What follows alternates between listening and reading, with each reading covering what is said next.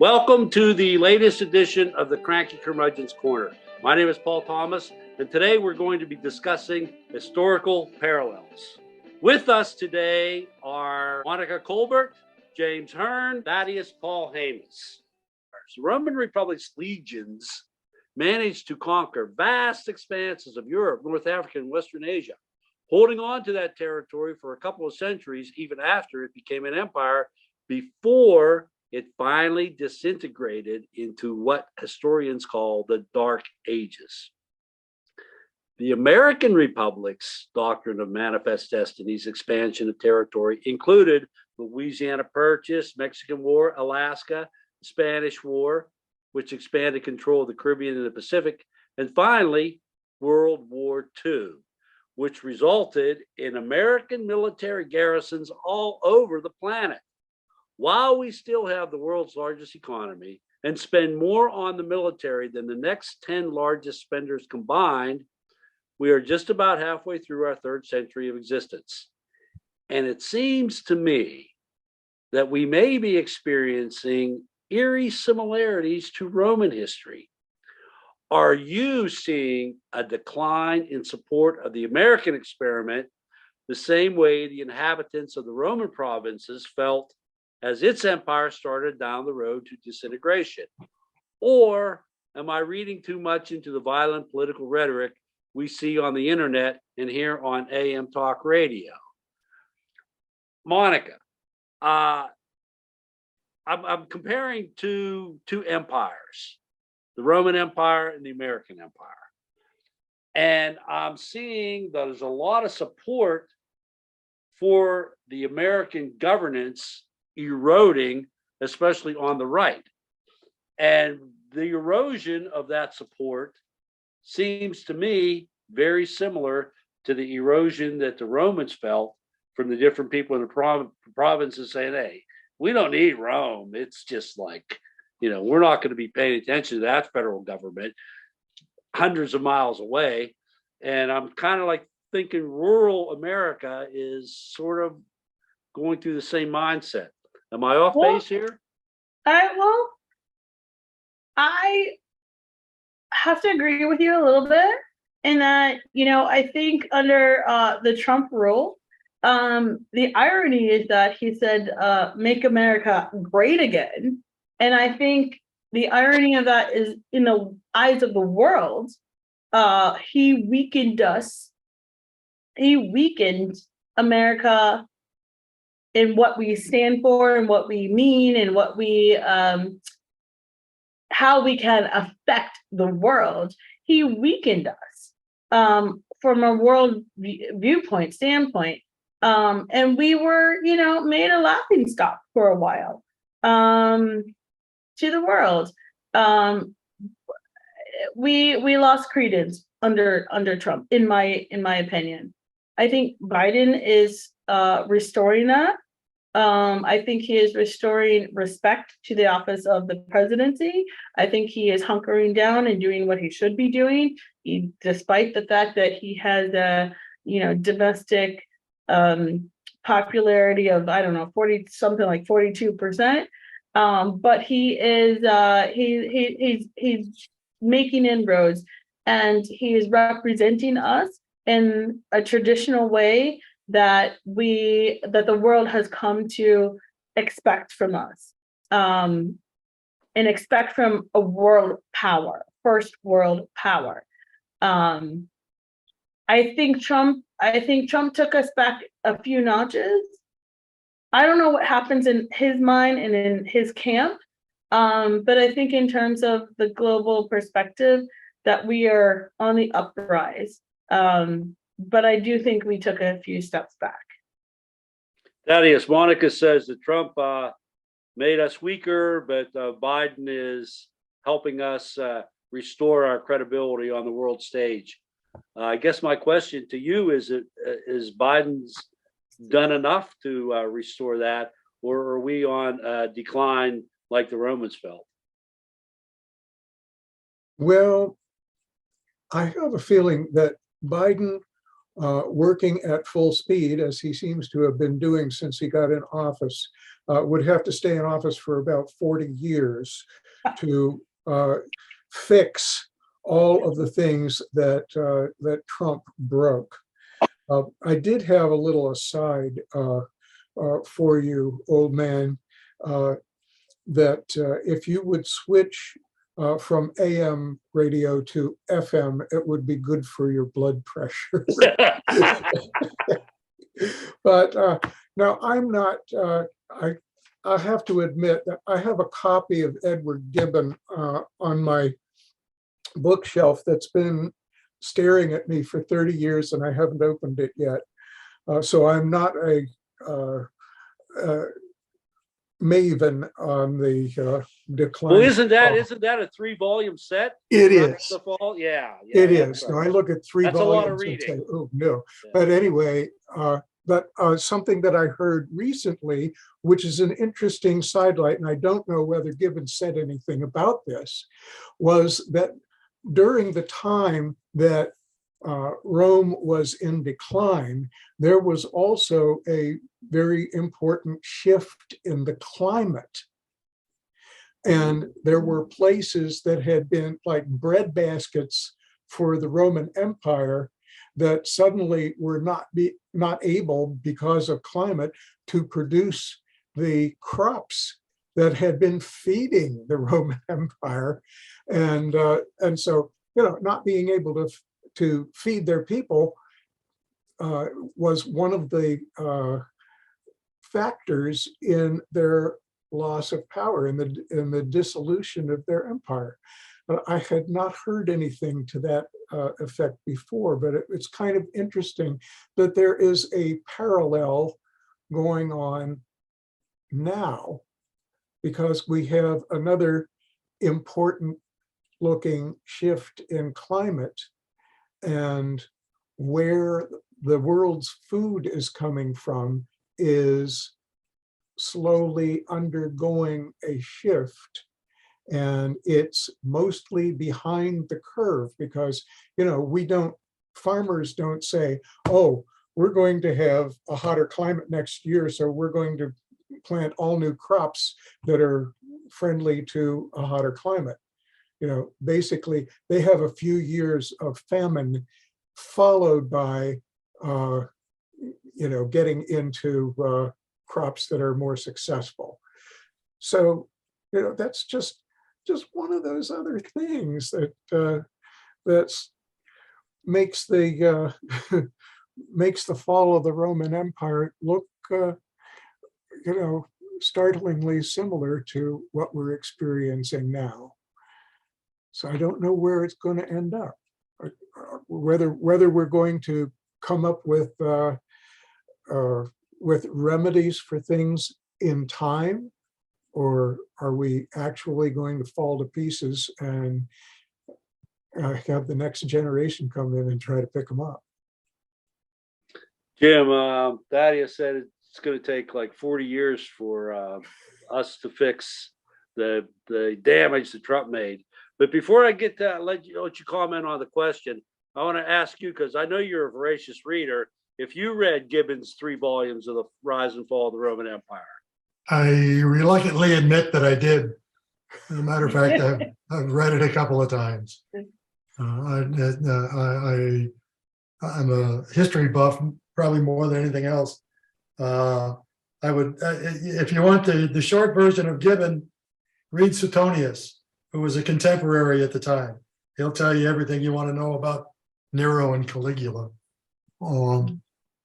But having said that, I guess there's 2 points. One directed at Thaddeus, actually, and that was the fall of the Roman Empire, as they say.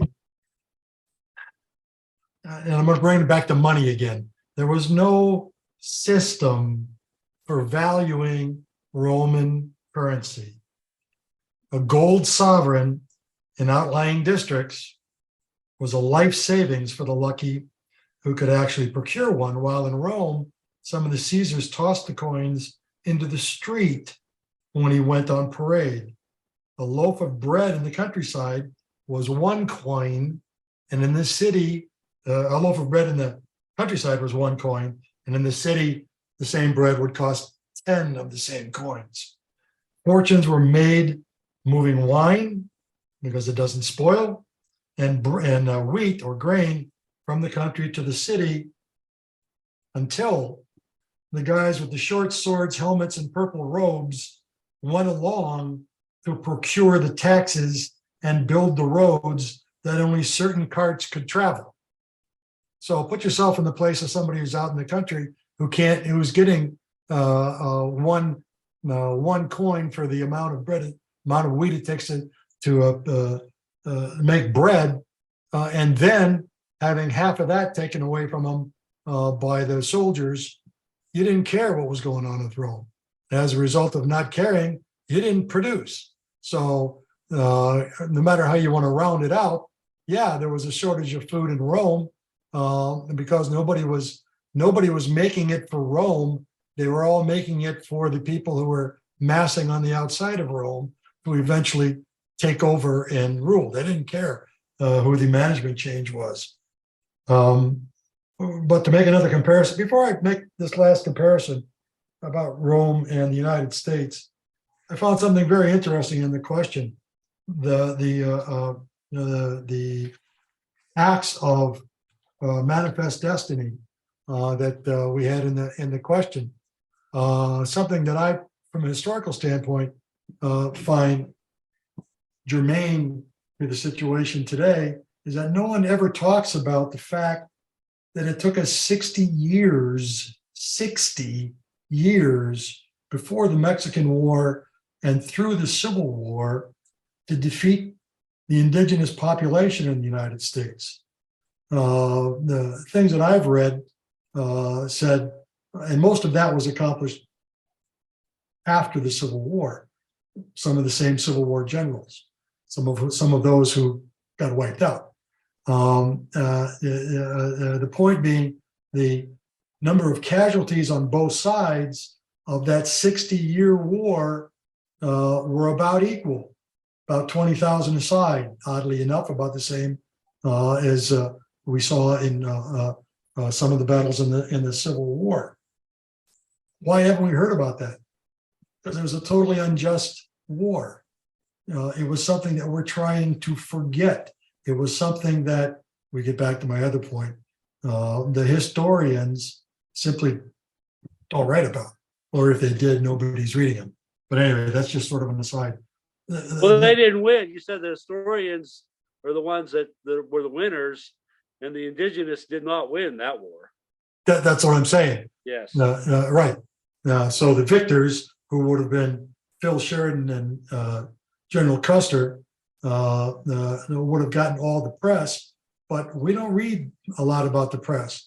We don't read a lot about Reconstruction. We don't read a lot anymore about Jim Crow. We don't. It's just not part of what anybody is taught. But again, I'm going far afield. Talking about comparing Rome to the United States. Unlike Rome, which had no rivals, which had no end of rivals and people that they had to fight off all the time, the U.S. really has no rival, at least none who could forcibly change things.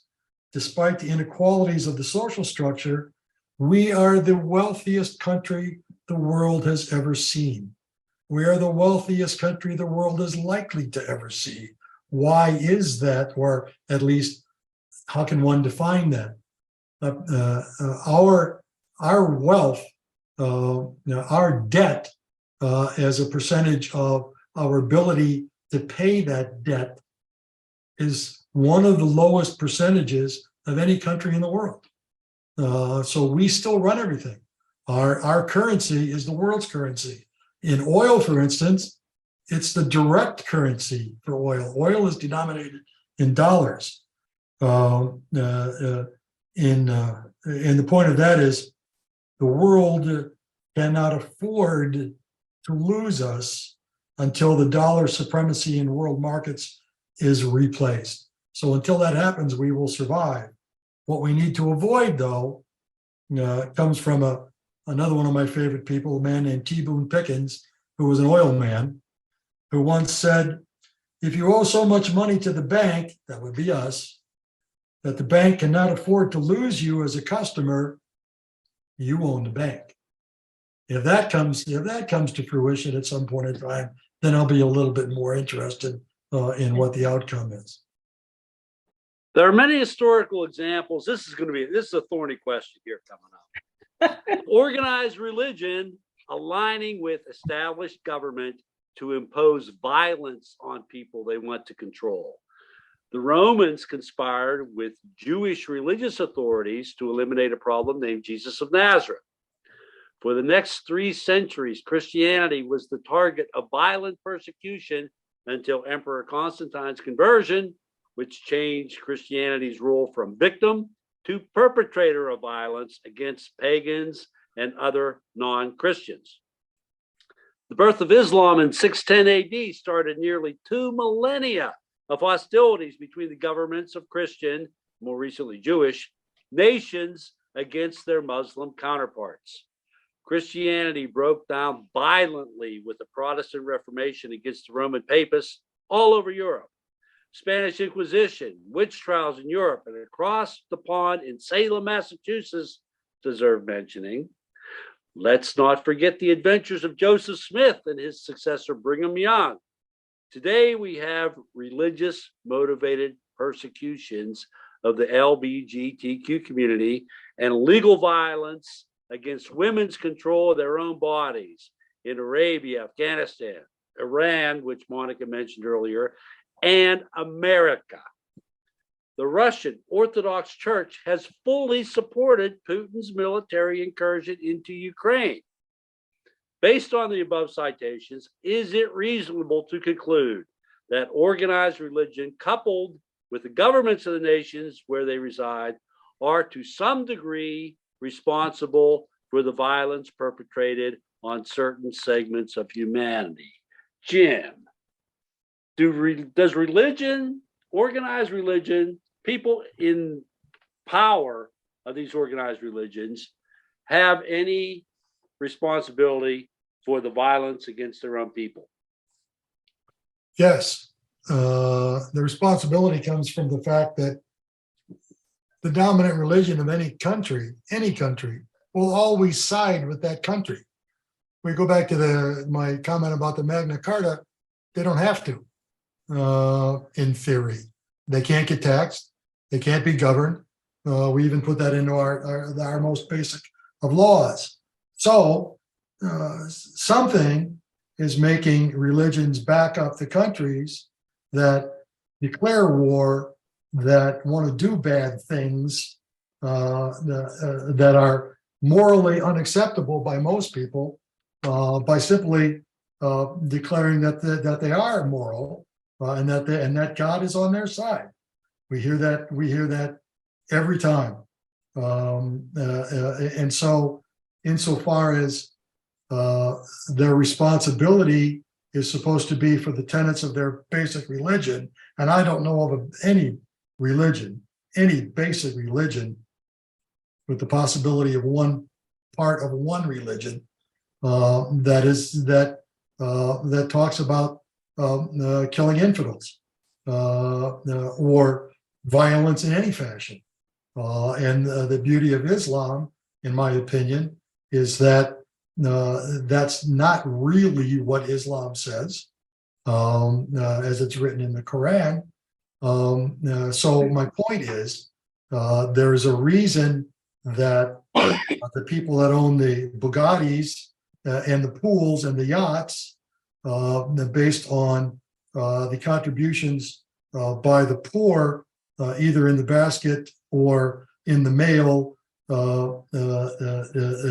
have a responsibility to preach, to inform what the basic tenet of the religion is, not what will do them the best and the least harm when it comes to building giant edifices to increase their population.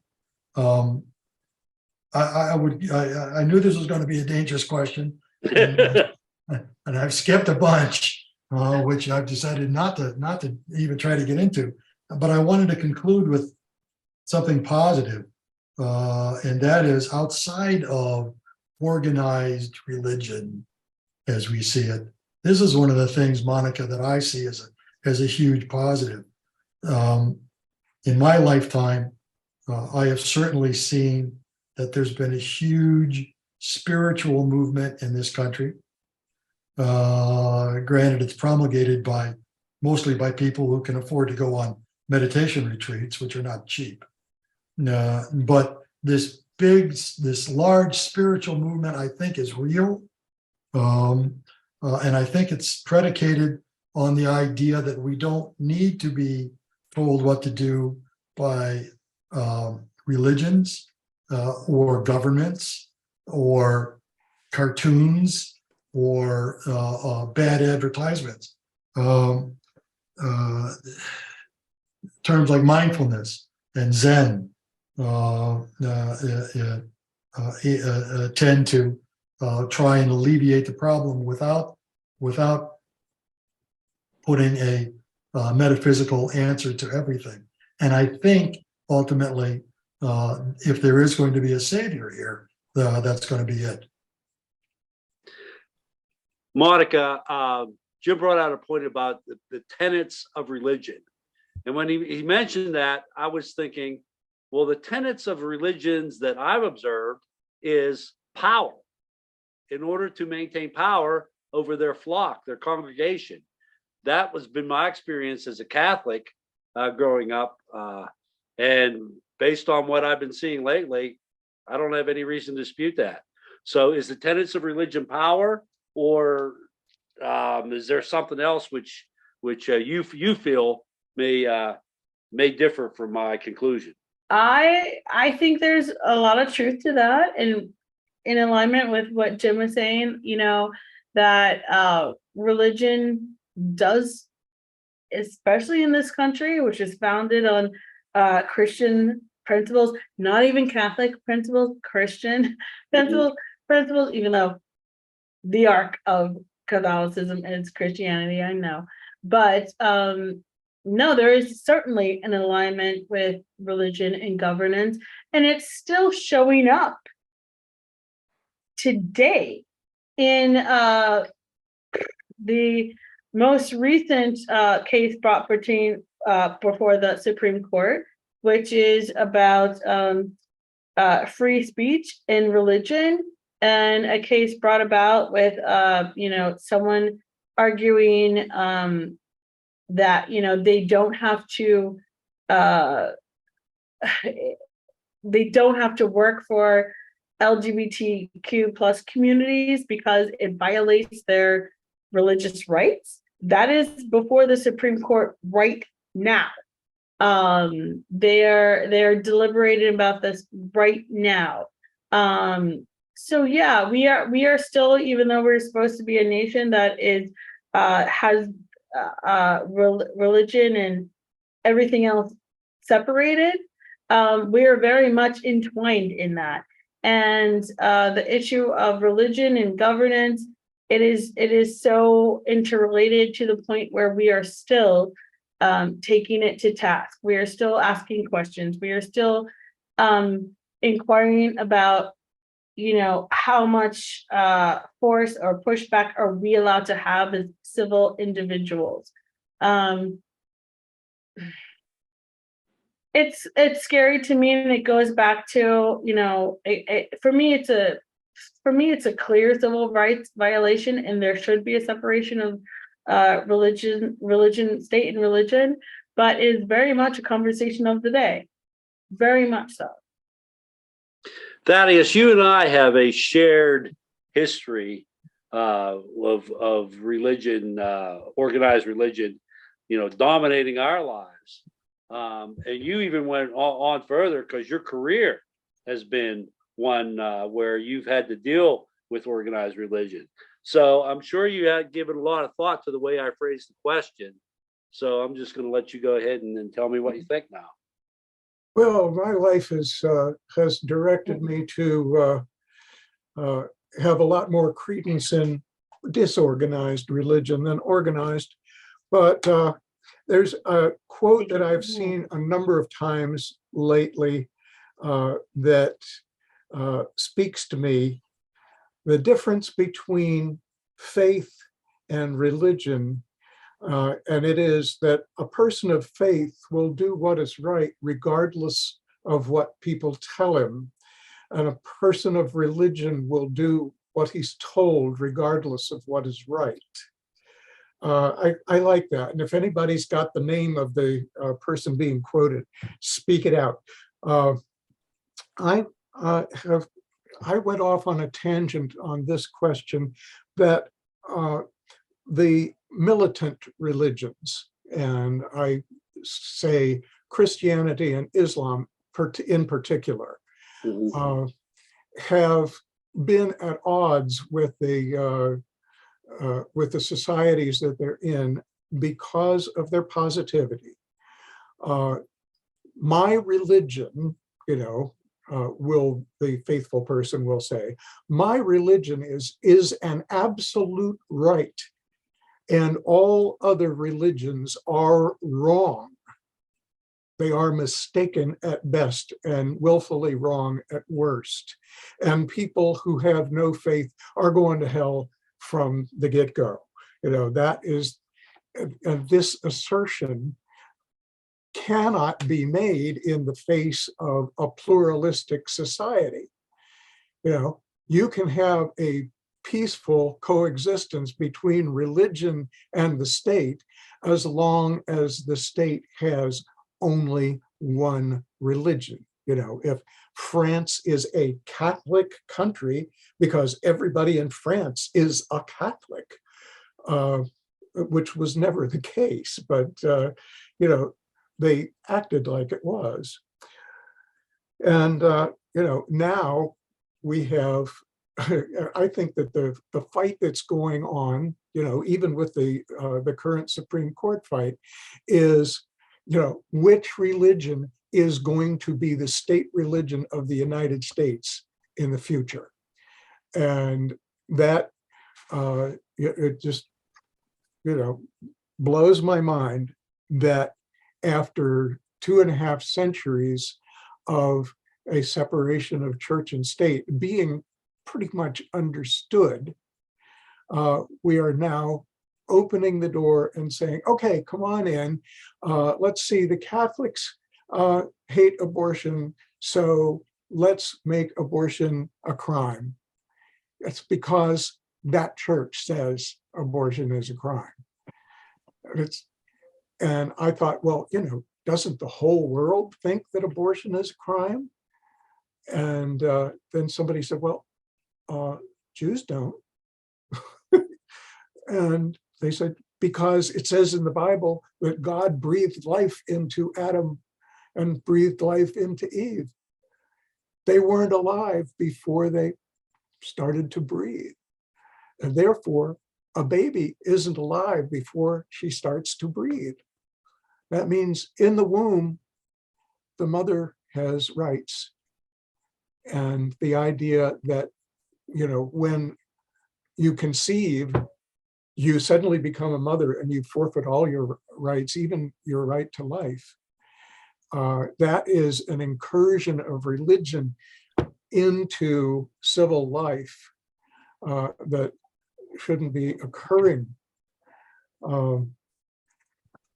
Sorry, religion doesn't work because it's an absolute positive that doesn't apply to everybody.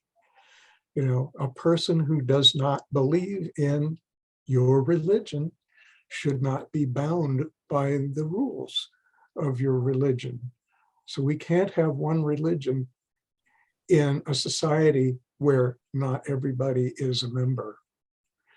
So I hate to say that, but we have 8 billion people on Earth.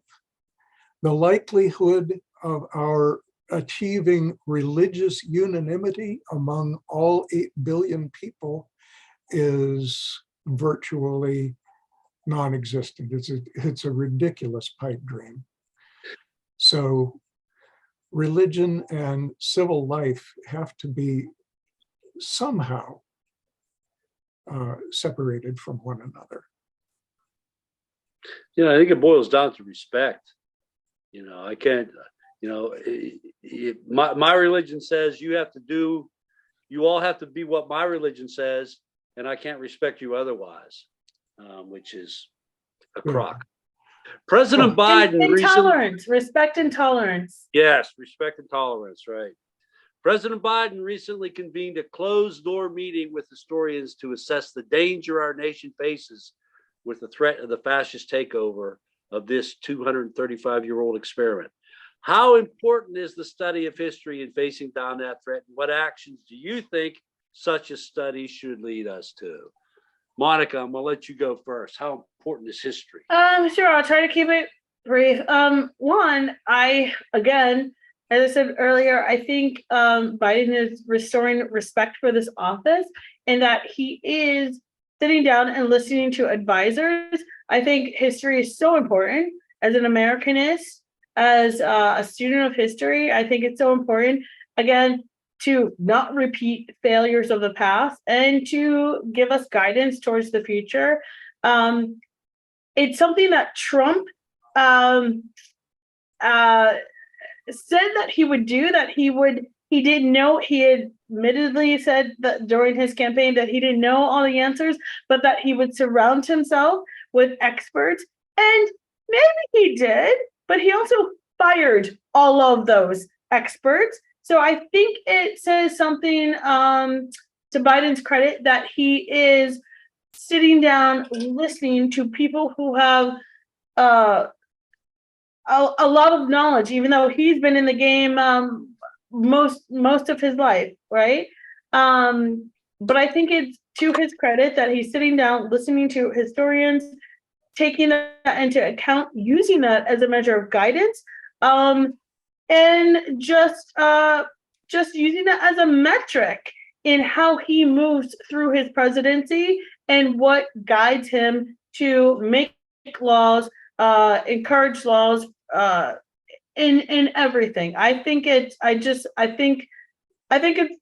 good thing, and I think it's something that, one of the failures of, I think, the Democratic Party is that they don't tout their successes enough in the media or what have you. And I think these quiet moments that Biden is having behind closed doors, doing these kinds of things, should get more press, should get more, that he is contemplating, thinking. He's a thinking man, and he's doing these things.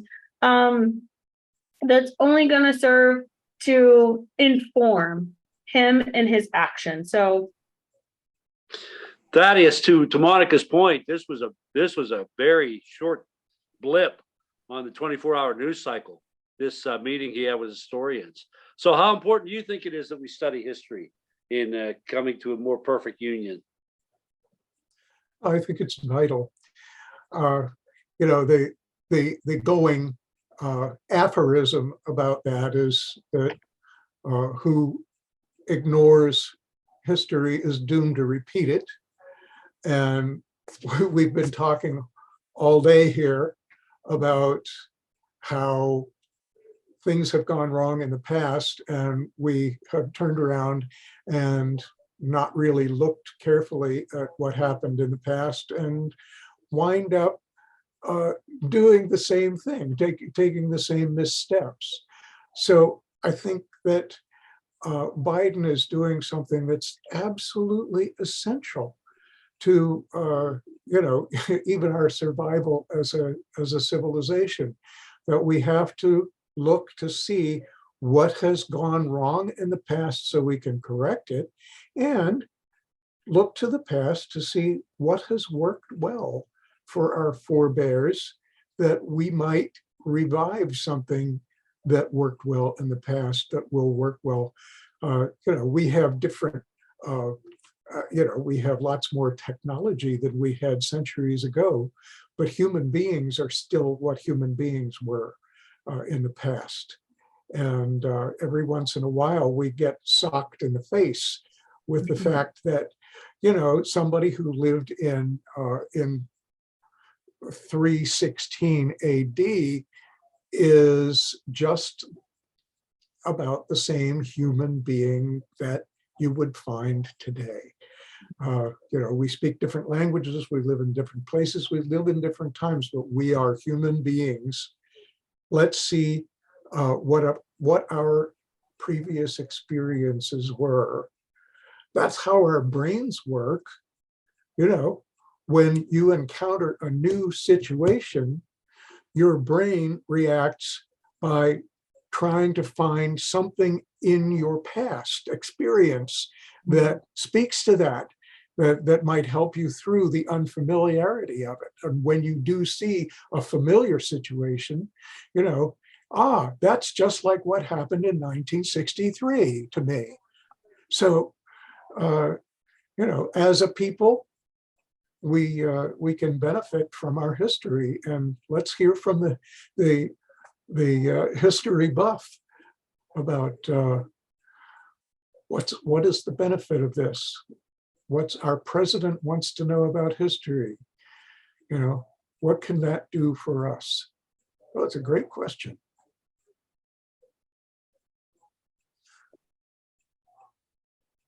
We seem to have lost Paul.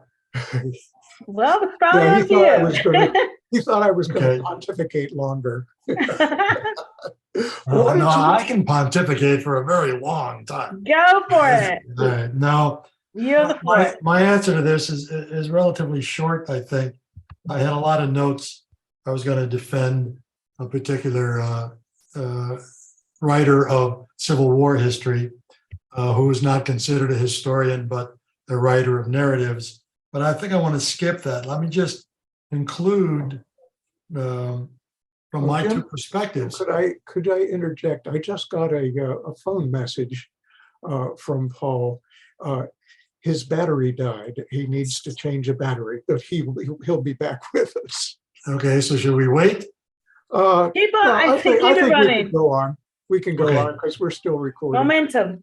Yeah, No, actually, this is the moment I've been waiting for. So Thaddeus, Okay. let's make him scared of what happened in his absence. Okay. Go ahead. Okay. Okay, when I was concluding from the two perspectives that I've been trying to bring across, one is that Come here. Sit here. is that history is written by the victors, paid for by the money. The aspect of history that we need to understand comes down first to knowing what's really going on. And that starts, I think, with a study of history from the perspective of discerning what the truth is. If we can do that, we're going to have a better perspective on the possibility of making mistakes, potentially the possibility of making the right move, although I would find that hard to defend. And that comes down to the movement that we've had towards truth, which I was alluding to before. The more we seek and the more we find truth, the more it's being published. We hear more about the Indian Wars. We hear more about the truth behind the Magna Carta. And I think that that's the issue. As far as the money aspect of it is concerned, got a problem there because money, if it is nothing but, is not transparent. That's not something that we are privy to. That's not something we will ever understand. We are given people like Walter White and characters like that, the Oracle of Oklahoma, those people. That's the face of money as far as we're concerned. We need to see through that, and then if there's going to be a continuation of my eternal optimism that I've pointed out many times today, it will be that we can learn our lessons.